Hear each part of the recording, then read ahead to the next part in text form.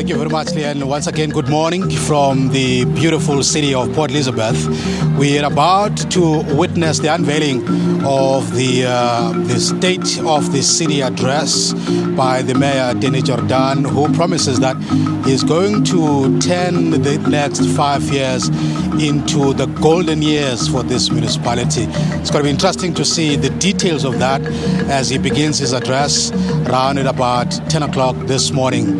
The atmosphere already around here is becoming more electric. As you can see, the Marimba group is here, and we've seen the parade as well from the Metro Police, and already creating that atmosphere, getting ready for the State of the City address by Mayor Denny Jordan. Now, one of the key things that Mayor Denny Jordan mentioned in our discussion earlier on was that part of what they wanted to do with the budget that they unveiled of about 10.9 billion rand was actually to give a voice to the arts community in this metro. There's a huge arts community here, a lot of museums and so on, and a lot of artistic people.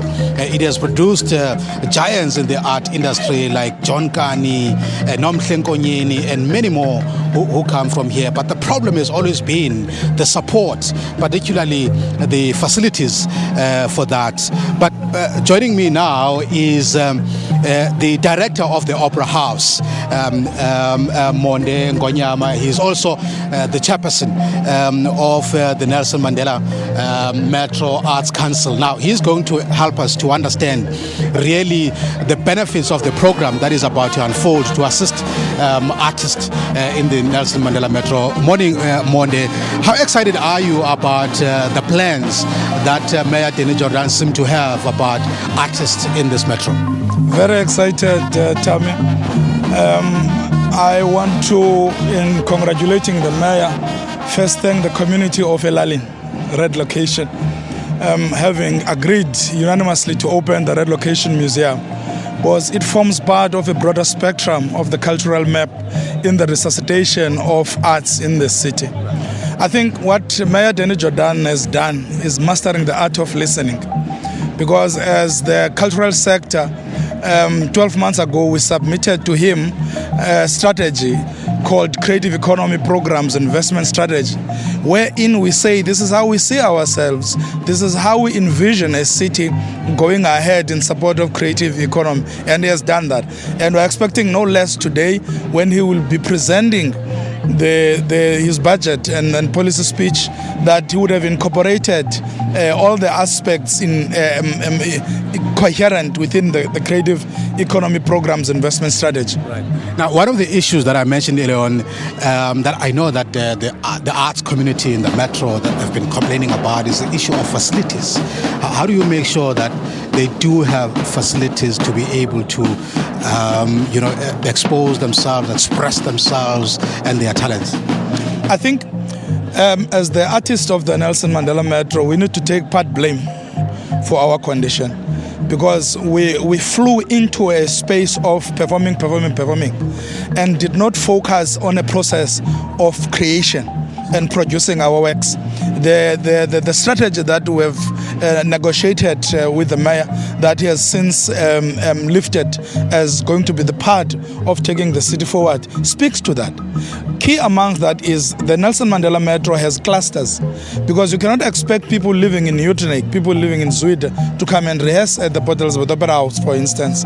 Therefore, close where they are, within those clusters, the city has committed that it's going to build a cultural precinct, starting with art centers in each, because it's a long process that cannot be finished in a year.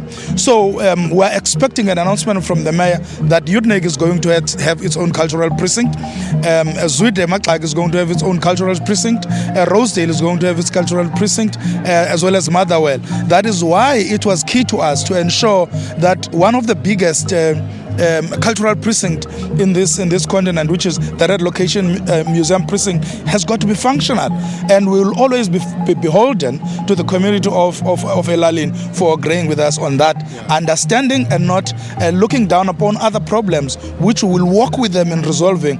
But this becomes a beacon of hope to say people from Utnik need something like this. And added to that, there is a Mendi bottle store with its history, heading towards the 100th year of who's celebrating Uzaka Mendi in 2017, would have been finished by that time. So as to ensure that New Brighton also gets a space for cooking and molding its young. Now, one of the landmarks in Port Elizabeth, obviously, is the Opera House, which you lead as the director there. How do you make sure that the Opera House also accommodates people from the fringe, if you like, so that they move into the mainstream and they use the Opera House as well, just like any other artists that have been using it in the past? I'm part of that fringe. Coming to the Opera House, I was part of that fringe, assumed fringe. Now, what we have done, we've given them a platform, we've given them a chance. I wish you could have time and to interview them individually, and they will tell you how we've turned around the Opera House so that the Opera House doesn't become a receiving house waiting for people to come, but it also initiates program that gives them platform. You must remember, we've got beautiful artists in the Nelson Mandela Metro. It cannot be that the last time we produced people was Nom Chongonyeni Chonka and Winston Chon and Zimnawan. Otherwise, it means nothing has been done. So we are giving to those artists a tremendous opportunity. And during the National Arts Festival, we'll be showcasing some of the talent that we have with the city. Okay, Monde, thank you very much. Thank you very much. All right, man. That's Monde Ngonyama. He's the director of the Opera House, also leading the Arts Council here in the Nelson Mandela Metro, talking about the opportunities that are there for them as the arts community in line with the budget that has been announced, the benefits that we are going to accrue from that for the artists. Now, let's turn the page now. We look at the other aspect of the Nelson Mandela Metro, which is the problem of gangsterism in some communities, particularly in the northern areas. It's been rough over the couple of weeks, or some people would even stretch it to over the years, the problem of gangsterism. But there are things that are being done to change the situation. Let's look at this insert to see what are those things that are looking at actually changing the situation about gangsterism in the northern areas in particular. From the age of 16, drugs and gangsterism has been part of Eugene Africa's life.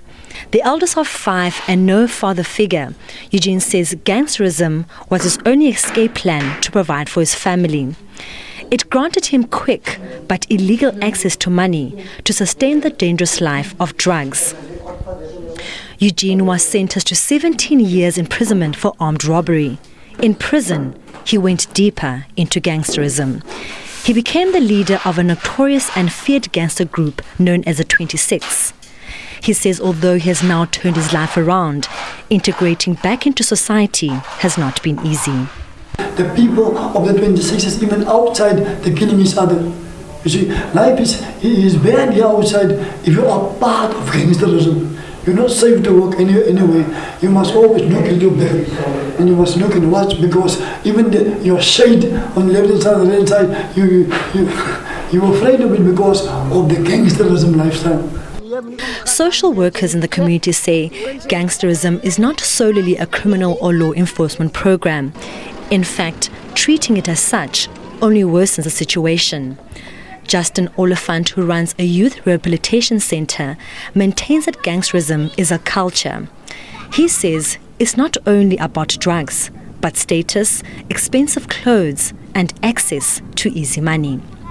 Inevitably, most kids who want to earn their way in any other gang will end up going, to university, which is prison, in order to grow in the prison gang system, which means that you get introduced to this. There's an induction. You get taught the language. You get taught the mannerisms. You get taught, how to operate, and you get taught how to network, because you can be a gang here in Port Elizabeth, but you can network with gang members all over the country for that matter. So yes, it's not just a group of disorganized young people coming together. It's a network. It's a system. And I think it's one of the probably most ignored systems. I think it's quite ignorant of leadership to not realize how deep and how organized this thing really is. I'm glad that the Hawks are getting involved. On the other hand, I'm not glad that there's no real investment in turning around the hearts and minds of our youth.